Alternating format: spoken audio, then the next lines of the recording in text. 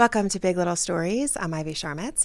My guest today is a therapist whose work helps people understand themselves more honestly so they can live happier, healthier, and more fulfilling lives. But most people know her on Instagram as Hey Sarah Therapy, where she shares her life in the most honest, relatable, and beautiful way. Sarah Hammill is here now. And Sarah, I can't thank you enough for taking the time to chat. There aren't many Instagram content creators that I follow as closely and as meaningfully as I follow yours. So thank you so much. I appreciate it. I'm so touched. Thank you. We I mentioned that your account is relatable, and it is. It just feels very honest, and it's not performative, and it feels very real. What made you decide to do that? And I imagine that when you decided to create this social media presence, there was an intention to be relatable and honest. Uh-huh. Well, not at first. I guess, it's a two-part answer. My instinct is always to be honest and relatable. Mm, But at first, when I was on, starting the account and trying to find my legs with it, my goal was to be more professionalized, to present content that felt more kind of textbook or like learning based. And then just my natural instincts took over. I mm, was a journalist first. I've always been a kind of a first person journalist. I'm always in the story, so to speak, back when I was doing like print journalism. And so that just started to creep into my work more and more. And then I just kind of had an honest moment with myself where I thought, okay, if I really want to do this, I'm going to have to do it in the way that I actually feel passionate about. And that is going to be sharing much more of my life than quite honestly, than I thought might be allowed. I had to do a lot of like ethical and legal kind of checks and balances to make sure mm. that I was actually allowed to share my life in the way that I do. And I made some decisions along the way that made it possible for me to do it in that way. But once I kind of had cleared that hurdle, it was sort of all systems go, pulling the curtain back on the good, bad, and ugly. Yeah, and you mentioned that you started out as a journalist, obviously something close to my heart, and then Uh-huh. it was your experience in therapy that made you want to become a therapist. Can you tell me about that? What was that like for you when you realized this is where my calling is?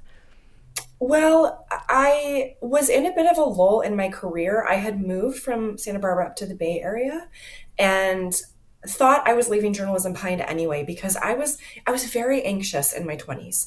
I really struggled with being, it wasn't a technical newsroom, but being in a newsroom, so to speak. I felt not good enough. I felt behind in terms of how I was doing compared to my Mm, peers. None of those things were true, but I was very much in my head about it. And and so I took a step back and felt very lost. And then I started going to therapy to address those things. And then when I was in therapy, I just fell in love with the process. And I also really fell in love with my therapist. Like it was the process, but the process was relational at its heart. It was a woman, my therapist was maybe 15 years older than me. Maybe, I don't know how old she was, but mm, she felt like an elder in a way, yeah. but someone who was close enough in age to me to relate, but old enough to inspire me and to feel like everything's going to be okay. Like this is all solvable.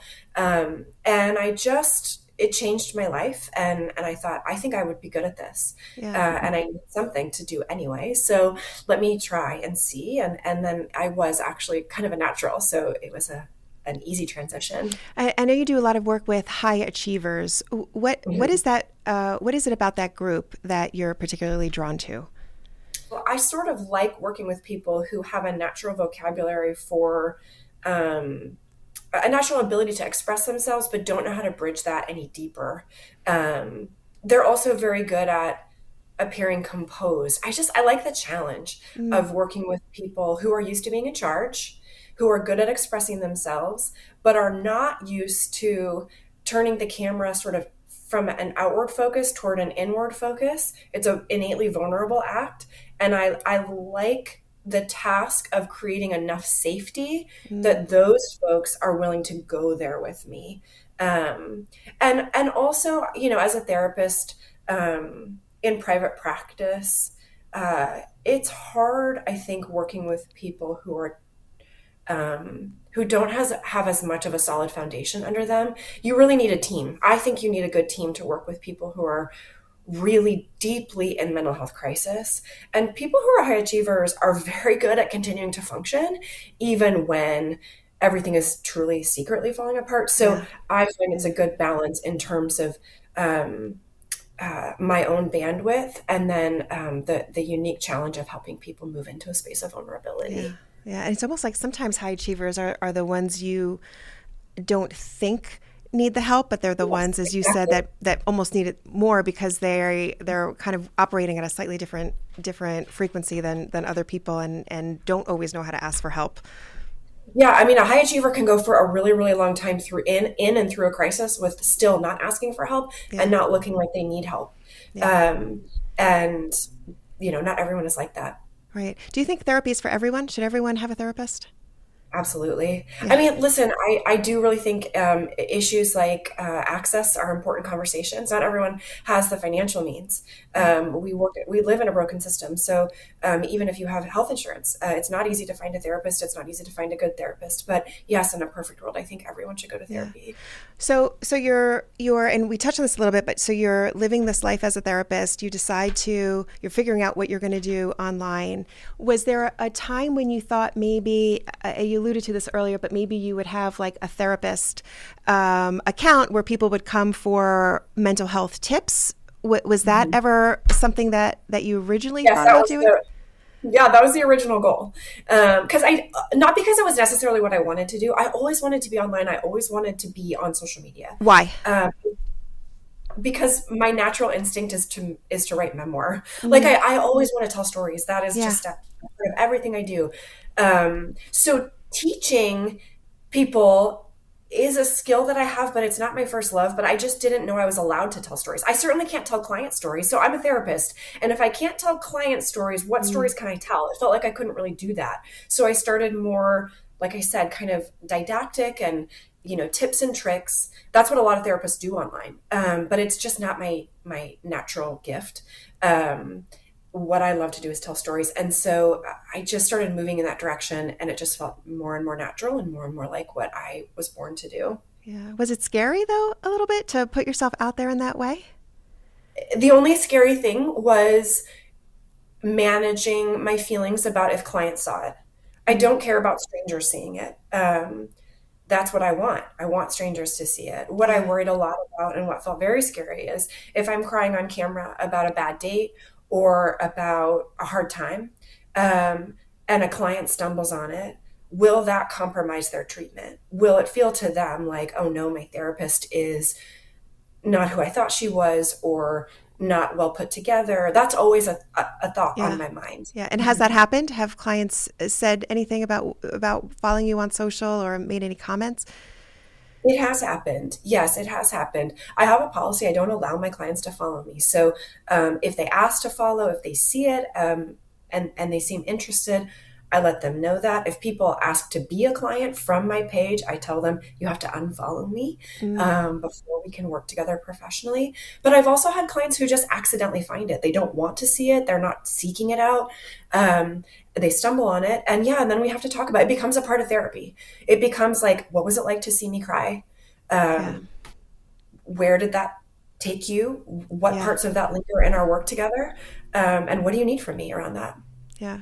Yeah. I actually think for me, when I see you and I see you in those vulnerable moments, the appeal becomes you seem like someone like in my head. Sarah, you and I are already best friends because I feel like we've experienced so many of the same things and gone through so many just of the ups and downs of life.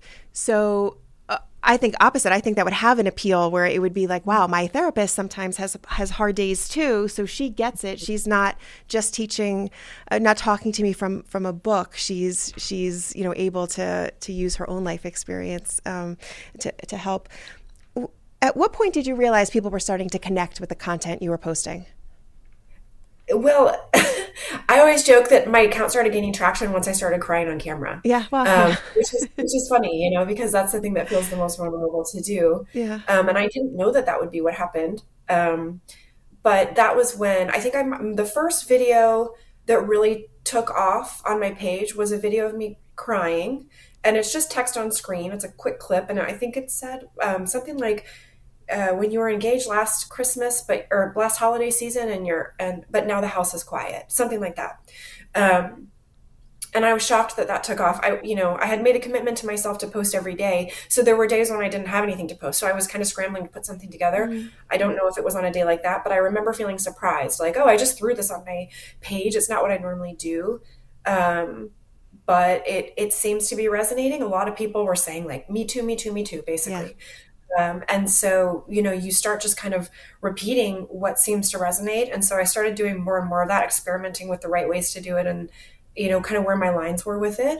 And then I moved more into true storytelling. Yeah. That came a little bit later where I was kind of narrating a process rather than a single moment in time. And it's just built and built and built. Yeah. And you have hundreds of thousands of followers now. And I'm wondering, if not more, and I'm wondering, does that make do you think about how many people are going to see what you post before you post? Is that part of the equation, or once you're in it, you're in it? No, I never think about, again, I don't worry about strangers. I worry Okay. about the people that I know. So I do think about, if I'm dating somebody, I think about how will this land with this person, Yeah. because I document my dating life. So and everyone that I date knows that. But it's a different thing. Someone thinking what it's going to feel like versus experiencing what it's going to feel like Yeah. when they get talked about on my page. Yeah. So there's a certain process I go through where I try to be as conscientious as I can, as informed consent based as I can. Um, but it's tricky and it can be scary. The same Yeah. thing with my family members. If I'm talking about my mom, sometimes I talk about my mom. I used to do it more. I do it less now. But those are the people that I care about, Yeah. or that I worry about, I guess I should say. When it comes to my followers or to people I haven't met before, that's what I'm doing. I'm wanting them to see me, and I guess it's true. I do get some hate sometimes from strangers, but for the most part, that doesn't really bother me. Yeah. And I'll say also that, vulnerable and real and honest doesn't have to mean cruel. And even when because I've seen them, you go on a date, then you sit in the car and Yeah. you do the recap. And even when it's not right, even when you're saying this isn't my person, you do it in a way that is so kind that even if the person was watching it, you're not offending them, you're not being mean, you're not criticizing them, you're literally talking about the connection and how you feel when you were with that person, which to me is why, for me, it's why it works, because it's not mean, it's not about bringing other people down, it's really about explaining what the feeling is.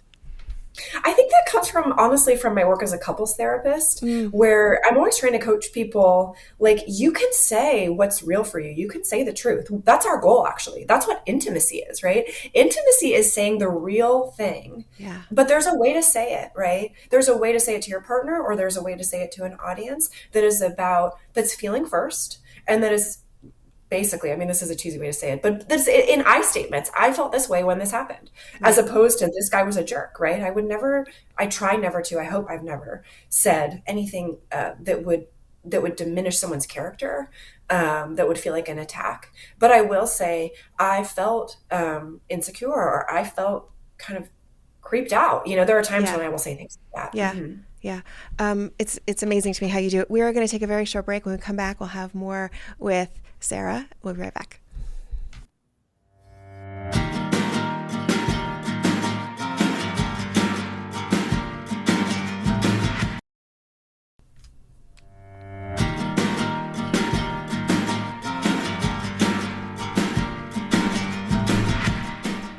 Sarah, in all the sharing that you're doing online, have you ever shared something that you wish you hadn't? I have definitely had what Brene Brown calls a vulnerability hangover. There are things I'm trying to think if I truly wish I had it. There are a couple of posts that I think about a lot. Let's just say it that way. Yeah.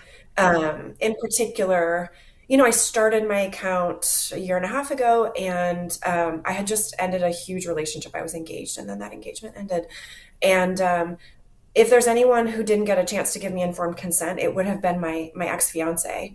In the early days when I was experimenting, there are a couple of posts that I do wonder about what that would be like if he saw them. I don't know if he did. Um, and then there are some that I've just gotten a lot of hate for that are, not about him, just, about other men that I've dated. Or where there was a Starbucks reel that I did where I got a ton of like really negative comments in the comment section. And with those, I can sometimes go into the fetal position for a couple of days and really question, like, oh my gosh, I thought I thought I was ready for whatever came my way, but am I really? Yeah. But I do go through a process with myself before I post things. And there's always a kind of check and balance that I do with myself. And I usually stand by that. I don't think there's ever been anything where I thought I went too far. You said you got negativity about the Starbucks post? A ton. No, and let me tell you that Starbucks post to me almost made me cry because if anyone's not familiar, you had an emotional support drink at Starbucks. I know this story. Let me tell the story. I know the story. You had an emotional support drink at Starbucks. My emotional support drink, I didn't call it that. I love that you named it an emotional support drink. I didn't realize I had one also. Mine was the raspberry mocha. You were having a bad day. You went to Starbucks because you wanted all you wanted was just your emotional support drink from Starbucks. And they told you that the season was over and it wasn't available anymore. And you lost it in the car. And you even said in the post, I'm not crying about this drink, but it's like, this is just the last thing. And in that moment, I was like, this is so real, and I have felt this way but didn't really understand that. I mean, I knew I wasn't crying about the raspberry mocha, but it's that feeling of like, can I just have one thing go easy today? Can I just have one win, this small little win? And I'm sorry you got negative comments about that. To me, that was like, this girl is like, she gets it. She gets me. Yeah, exactly. I mean, when it comes to that post, like my thinking about it is we've all been there. Yeah. And if I can normalize and model these types of moments, that they're human, that everybody has them, to me, and I think a lot, the comments that always cut me deepest are when people say, I can't believe this woman's a therapist. This woman seems crazy. And so I always think about that before I post something like, is this normal human behavior? Because that's always what I'm trying to model. And the answer to that reel is yes, it's completely normal. Yeah. But I think if you've been shamed for having emotional feelings, if you've been told you're overreacting your whole life and you see a woman doing that on the internet, having a big feeling over something seemingly small, then it might trigger the part of you that was never allowed to be that way. And I think those people really come into my comment section strongly. But my goal is to make it a safe space. Yeah, and you do normalize feelings that we don't always talk about. I know you lost your dog. I'm very sorry. I know you lost your dog. I lost my dog that I had for all of his 17 years last year, and I was starting to think about the process of getting another dog, and I was surprised at like the emotion that was involved. And you had a post. I feel like I'm like a super fan here. I'm telling you about your post, but you had a post where you were holding a puppy. I actually get choked up just thinking about this. You were holding a puppy and you were excited to hold the puppy, and the puppy was adorable. It was a really cute puppy, but you were sort of surprised at the grief that it brought up. And I was like, yes, that's exactly, like, no one talks about that, but that's exactly what happened to me too. It's that it's you when you least expect it in that moment, and you should be happy and you have this puppy, but then there's something that's like starts tugging at your heart. So I mean, you are doing such a service because you're not only normalizing, you're helping to describe feelings that people may not be able to describe because maybe we think we shouldn't be having these feelings, and you're making it okay. Well, that's such a huge compliment to me, Ivy. I appreciate it so much because it is my first language, and I sometimes think I'm doing it too much, or, it's so helpful to know that it's helpful to others. Yeah. I got that day with the puppy, I got obsessed with how long her legs were going to be. Yeah. I literally was taking pictures of the puppy and uploading them into ChatGPT and saying, like, how long are this dog's legs going to be when she's grown? I need them to be long. And that is not a normal way to choose a dog. It sent off a little flare in my brain, like, what am I doing and why? And then I try to be compassionately investigating it. Like, what's Yeah. going on for me? And I realized, oh, I want her legs to be as long as Sophie's legs. I want Sophie. Yeah. And that is not the best place to be adopting a baby animal. And so I didn't end up adopting her, even though I still think about it. I ruminate. I'm like, should I have, shouldn't I have? But it wasn't the right timing for me. Yeah. And I remind myself, there's so many animals in the world who need a good home. And I was just in a moment. I was working through something. I still am. Yeah. Yeah. The other thing too is not only are you sharing your life with other people, but by posting things, you're able to look back at yourself at different moments. What's that like? Do you find yourself looking at posts from when you started the account a year and a half ago and seeing how you've evolved and things that have happened to you and how you've grown? Yes, I do. And there are phases, like the very, very old stuff. I look back with so much awe and appreciation for the Mm, bravery that it took for me to post to no one. I had 93 followers when I started because I had started the account 2 years ago. I'd always wanted to do social media. I had tried for a minute during COVID and then I quit. I had 93 followers from that. wow. And I started so basically with zero. And when I look at those posts, I feel so much appreciation and admiration for the girl who is like, for the woman who is like willing to look foolish at first. Then when it moves to the phase where I'm really exposing parts of my life, I try not to watch those posts because I am self-conscious. Yeah. I look back at myself a year ago and I think, oh gosh, I'm still struggling with some of the same things. Or I see something differently a year later than I saw it at the Yeah. time. And that can be difficult and painful and uncomfortable. And I try not to second guess and I try to just focus on what I'm doing next. I don't, like I said, I don't regret anything, but it's vulnerable. It's raw, even for me. Yeah. Yeah. Is it weird when people like me talk to you about things that are happening in your life that feel kind of personal, but I want to know how the foster dog is doing. Sarah, how's the foster dog? Really? No, I mean, not for the most part. Every once in a while, maybe, Yeah. but no, for the most part, I love it.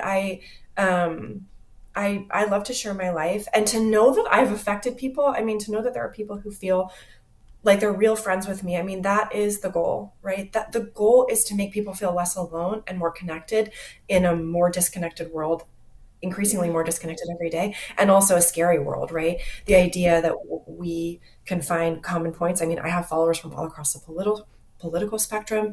Um, yeah, my goal is to make it feel safe to be human. Yeah. So that touches me.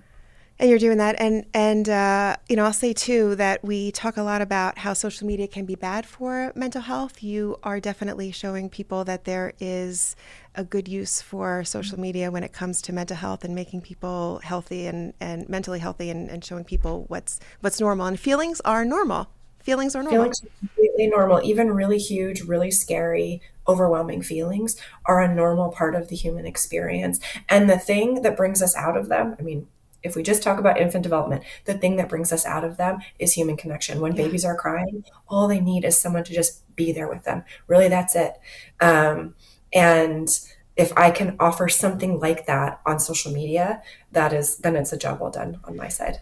That's amazing. Sarah, we end each of these shows with something we call three big little questions. We do them rapid fire. Are you ready? Okay. Yes, I'm ready. All right. How do you get yourself out of a bad mood? I call a girlfriend. What is your go-to karaoke song? Total Eclipse of the Heart. Oh, that's a good one. That's a good one. Now, normally we ask people what their favorite spot in New Jersey is. I know you haven't been to New Jersey. You're out in California. So what is your if I was coming to California, what's one place you would say I had to check out? In California. Well, Yeah. I live in Sacramento right now. We have a brand new day spa in town called Rafa. It's got sauna, steam. It's got the cold plunge. It's my happy place right now. I would Amazing. take someone there. Yeah. Amazing. Sarah Hammill. Hey, Sarah Therapy. Thank you so much for taking the time. I really appreciate it. It was so great to finally meet you. And I will be sure to continue to follow you and make it feel like we're best friends in my head. So thank you. Thank you for the opportunity, and we're friends now in real life. Now we're friends. Oh, yay. Okay. Thank you so much, Sarah. Appreciate it. I'll talk to you soon.